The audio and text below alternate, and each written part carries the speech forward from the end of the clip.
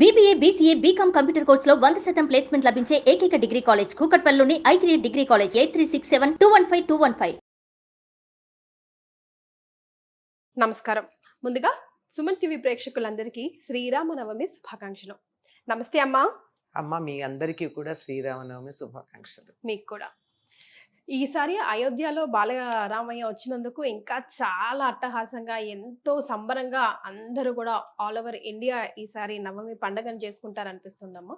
అసలు ఈ రామనవమి పండుగ ప్రత్యేకత ఎన్నిసార్లు తెలుసుకున్నా విన్నా మళ్ళా తెలుసుకోవాలనిపిస్తుంది. అంతే కదమ్మా. ఎస్.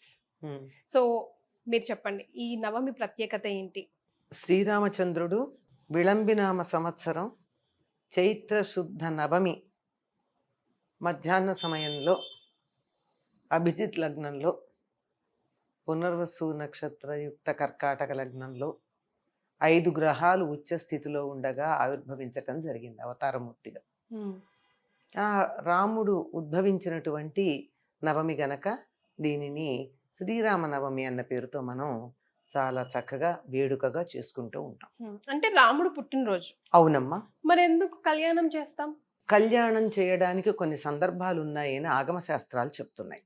అటువంటి దాంట్లో వారు పుట్టినటువంటి రోజు కానీ, వారికి కళ్యాణం జరిగినటువంటి రోజు కానీ, దేవాలయ ప్రతిష్టాపన జరిగేటప్పుడు కానీ, ఏదైనా యజ్ఞం చేస్తే కానీ, లేకపోతే ఎవరైనా మొక్కుకుంటే కానీ శాంతి కళ్యాణాలు చేయించవచ్చు. అందుకని ఇవన్నీ శాంతి కళ్యాణాలుగా చేయడం అన్నది సంప్రదాయంగా వస్తుంది. మనం చూసినట్టయితే తిరుమలలో నిత్య కళ్యాణం చేస్తారు కదా స్వామివారికి. అవునా కదా? అలాగే భద్రాచలంలో కూడా మనం ఎప్పుడు వెళ్ళి కళ్యాణం చేయమంటే అప్పుడు సీతారామ కళ్యాణం చేస్తారు కదా. అలాగే ఇది కూడా ఈ రోజున చేద్దాము అని చెప్పి భక్త రామదాసు అనుకుని సంకల్పించి కొనసాగించాడు. ఎందుకు ఈ రోజును ప్రత్యేకంగా అనుకున్నాడు? ఆయన ఎలాగో చేద్దాం అనుకున్నాడు. దాంట్లో ఒకటి ఏమిటంటే ఆయన అనుకున్న దాంట్లో నిశ్చయం చేసుకుంది పుట్టినరోజు నాడు శాంతి కళ్యాణం చేయడం సంప్రదాయం గనక ఆనాడు చేద్దామని నిశ్చయం చేసుకున్నాడు. అందుకని మరి ఏమంటూ మొదలు పెట్టాడో తెలియదు కానీ ఆ భద్రాచలంలో రామదాసు అది ఎంత సంప్రదాయం అయిపోయిందంటే ఇప్పుడు ఎవరన్నా ఇవాళ కాదమ్మా చైత్రశుద్ధ నవమి నాడు కాదు సీతారామ కళ్యాణం జరిగింది అని చెబితే వెంటనే మనని పిచ్చి వాళ్ళని చూసినట్టు చూస్తారు. అంతగా జనుల్లో వ్యాప్తి చెందింది. ఇంకా ఎంతగా వ్యాప్తి చెందిందంటే పెళ్లి ముహూర్తాలు కూడా శ్రీరామనవమికి ముందు పెట్టుకోరు. రాముడి కళ్యాణం అయితే తప్ప మేము పెట్టుకోమనేటటువంటి నమ్మకం తెలుగు రాష్ట్రాల్లో చాలా చోట్ల ఉంది. పైగా అందరూ ఇళ్లలో చేస్తారు కళ్యాణం భద్రాచలంతో పాటుగా. ఎక్కడన్నా నలుగురు చేరితే 4 రోడ్ల కూడళ్లలో గాని ప్రతి దేవాలయంలోనూ సీతారామ కళ్యాణం చేయడం అన్నది అది చాలా సంప్రదాయంగా మనకి ఏర్పాటైంది. రాముల వారిది కాకుండా ఆంజనేయ స్వామిది కాకుండా ఇంకా ఏ దేవాలయంలో అయినా సరే చేస్తున్నారు. అన్ని దేవాలయాల్లోనూ చేస్తారమ్మా. ఇప్పుడు శంకరమఠం ఉంది, శృంగేరి శంకరమఠం, అక్కడ చేస్తారు.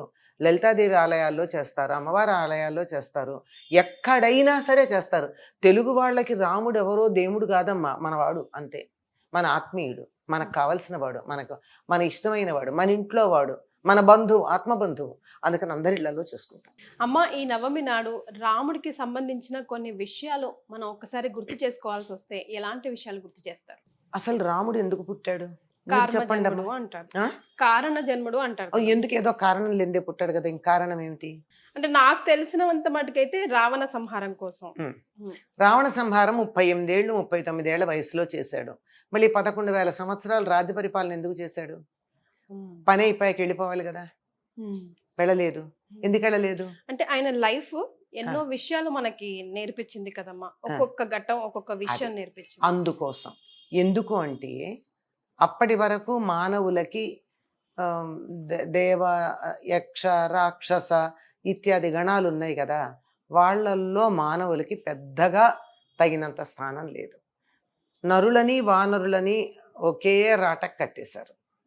కాదు, నరులు ఉన్నత స్థాయికి చెందినటువంటి వారు అని నిరూపించటం కోసం రాముడు అన్ని వేల సంవత్సరాలు ఉన్నాడు. నిరూపించడం అంటే మానవులు గొప్పవాళ్ళు అని చెప్తే ఎవరు నమ్ముతారమ్మా? ఎవరి గొప్పతనం అన్నా వాళ్ళు గొప్పవాళ్ళని చెప్తే సరిపోతుందా? వాళ్ళు ఆ గొప్పతనానికి తగినట్టుగా ప్రవర్తించినప్పుడు, ఆ విధంగా తాను ప్రవర్తించి ఇలా చేస్తే నిన్ను గౌరవిస్తారు అంటే చెప్పొచ్చవులే అంటాం. అందుకని అట్లా కాదు, తాను అలా జీవించి అందరూ ఇలా ఉండడానికి అవకాశం ఉంది నిరూపించటానికి ఆయన అవతరించి 11,000 సంవత్సరాలు జీవితాన్ని భూమి మీద గడిపి రామో రాజ్యం ఉపాసిత్వ బ్రహ్మలోకం గమిష్యతి, రాజ్యాన్ని ఉపాసన చేసి బ్రహ్మలోకానికి వెళ్ళాడు.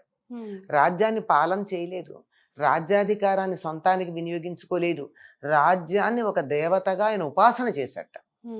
రాజ్యపాలన అన్నది ఒక రకమైనటువంటి ఉపాసనగా, ఒక భక్తిగా, ఆరాధనగా చేసి ఇలా ఉండాలి రాజు అన్నవాడు. అందుకే మనం ఏమనుకుంటాం, బాగా పరిపాలన బాగుంటే ఏమంటామండి, రామరాజ్యం అంటాం. రాముడు పరిపాలించినప్పుడు రాజ్యం అంటే దేశపు సరిహద్దుల్లో ఉన్నటువంటి భూభాగం మాత్రమే కాదు, అందులో ఉన్న ప్రజలు కూడా, ప్రజలందరూ ఆనందించేట్టుగా రాముడు రాజ్యపాలన చేశాడు. కనుక అటువంటి రాజ్యపాలన చేసినటువంటి రాముడు మానవులందరికీ ఆదర్శప్రాయంగా ఉండి మానవ జాతికి ఒక గౌరవాన్ని ఆపాదించాడు.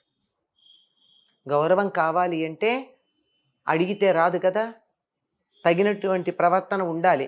ఆ ప్రవర్తన ఏమిటంటే గౌరవించదగినటువంటి ప్రవర్తన, ఒక కొడుకుగా, ఒక శిష్యుడిగా, ఒక సోదరుడుగా, ఒక భర్తగా, ఒక రాజుగా, ఒక శత్రువుగా, ఒక మిత్రుడుగా ఎలా ఉండాలి అన్నది నిరూపించి ఆదర్శప్రాయంగా ఉండో ఇలా ఉన్నటువంటి మానవులందరినీ కూడా మనం గౌరవించాలి అనేటటువంటి భావన అన్ని జాతులకి కలిగేటట్టుగా చేశారు.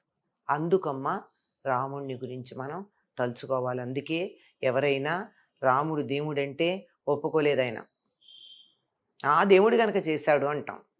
కాదు, నేను మానవుడు, నన్ను ఆత్మానం మానుషం మన్యే రామం దశరథాత్మజం అని చెప్పాడు. నన్ను నేను మనిషిగానే అనుకుంటున్నాను, దేవుణ్ణి కాదు. పైగా మనిషి ఎట్లాంటి వాడు, రాముడు నా పేరు, నేను దశరథుడు కుమారుణ్ణి అని చెప్పాడు. అంచేత రాముడు ఆదర్శం మానవులకి. అందుకని దండం పెట్టుకోవాలి రాముడికి. మానవ జాతికి ఒక గౌరవం తెచ్చాడు గనక ఆయనకి రోజు కృతజ్ఞతతో మనం నమస్కారం చేసుకోవాల్సిన అవసరం ఉంది. రైట్ అమ్మ, మరి ఈ నవమి రోజు ప్రతి తెలుగు ఇంట్లో కూడా చేయాల్సిన తప్పనిసరి పనులు ఏమైనా ఉన్నాయా? ఉంటే అవి ఏంటి? ఒక దక్షిణ దేశంలోనే, ముఖ్యంగా తెలుగు రాష్ట్రాల్లోనే సీతారామ కళ్యాణం చేస్తాం. కానీ మిగిలిన ప్రాంతాలందరూ చేయరు కదా. ఇక్కడ మనకి భద్రాచల రామదాస్ చేసిన పని వల్ల చేస్తున్నాం. మిగిలిన చోట్ల కూడా శ్రీరామనవమిని ఒక వ్రతంగా చేస్తారమ్మా. ముందు రోజు ఉపవాసం ఉండి ఆ మర్నాడు రాముడు ఉద్భవించేదాకా, అంటే మధ్యాహ్నం కదా ఆయన జన్మించాడు. ఉపవాసం అంటే ఏకభుక్తం, రాత్రిపూట భోజనం చేయకుండా బ్రహ్మచర్యం పాటించి నియమంగా ఉండి ఆ తెల్లవారుజామున లేచి మామూలు కారకృత్యాలన్నీ నిర్వర్తించుకుని మన ఇంట్లో ఉండే దేవుడికి, రాముడికి, ఇత్యాదులందరికీ పూజ చేసి మధ్యాహ్నం దాకా ఎదురు చూసి మధ్యాహ్న సమయంలో రాముడు ఆవిర్భవించినటువంటి సమయంలో రాముడికి పూజ చేసి చంద్రుడు మొదలైనటువంటి వాళ్ళందరికీ తర్పణాలు ఇస్తారు, అదో పద్ధతి. అవన్నీ ఇచ్చి అప్పుడు వేడుకగా రాముడు పుట్టాడని చెప్పి రాముడు పుట్టిన వేడుకని చేసుకోవడం, శ్రీరామ నవమిని ఒక వ్రతంగా చేసుకునే పద్ధతి ఉంది. అట్లా చేసుకుంటారు. మనకి అట్లా మన స్వపద్ధతి చేయడానికి మనకంతా ఏం చేయాలి, రామనవమి నాడు కళ్యాణమే చెయ్యాలి. కళ్యాణం చేస్తేనే మనకు ఆనందం. అక్షింతలు ఇంటికి తెచ్చుకోవాలి, ఆ ఇంటికి భద్రాచలంలో అక్షతలు ఇంటికి తెచ్చుకోవాలి. లేదంటే ఎక్కడ కళ్యాణం జరిగినా అక్కడి నుంచి అక్షతలు ఇంటికి తెచ్చుకోవాలి. అది మన ఇంట్లో కళ్యాణం జరిగినంత వేడుకగా చేసుకోవాలి. ఇంకా ఒకప్పుడు ఆకాశవాణి వారు మొత్తం ప్రత్యక్ష వ్యాఖ్యానం చేసేవారు. అక్కడ ఏం జరుగుతుందో కళ్ళకు కట్టినట్టు వర్ణించేవారమ్మా. దూరదర్శనానికన్నా, అంటే దూరదర్శన్ టీవీ గురించి మాట్లాడటల్లా, మొత్తం అంతా దృశ్య మాధ్యమం. దృశ్య మాధ్యమంలో చూసిన దానికన్నా అద్భుతంగా కళ్ళకు కట్టినట్టు ఆనాటి పండితులు అలా చూసిన దాన్ని చూసినట్టు వర్ణిస్తూ ఉండేవారు. అందరూ 10 గంటలకల్లా ఇంట్లో పనులన్నీ తెముల్చుకుని కూర్చునేవారు. ఎందుకని? సీతారామ కళ్యాణం రేడియోలో వినడానికి. ఆ తర్వాత మనకి దృశ్య మాధ్యమం కూడా వచ్చింది. ఆ దృశ్య మాధ్యమం ద్వారా కూడా తప్పనిసరిగా చూస్తున్నాం. అది ఏమిటో మన ఇంట్లో పెళ్లిలాగా చేసుకుంటాం. ఇంటికి అందరూ పసుపు కుంకాలు పెట్టుకుంటారు, తోరణాలు కడతారు, ఇంట్లో అంతా వేడుకగా చేసేసుకుంటారు, పిండి వంటలు చేసుకుంటాం, మన ఇంట్లో పండగలాగా చేసుకుంటాం. ఎందుకంటే రాముడు మనవాడు, నావాడు, నాకు గౌరవం తీసుకొచ్చిన వాడు. అందుకు వడపప్పు పానకమే ప్రత్యేకంగా నైవేద్యం పెడతారు. అవునమ్మా. ఎందుకమ్మా? అసలు మామూలుగా అందరికీ దేవతలకు అందరికీ పెడతారు. శ్రీరామనవమి నాడు దీనికి ఒక ప్రత్యేకత ఉంది. మ్మ్. ఎందుకంటే వేసవి కాలం రాబోతూ ఉంది కదమ్మా. మ్మ్. వేసవి కాలం రాగానే ఇంటికి వచ్చిన వాళ్ళకి ఏమి ఇవ్వాలి?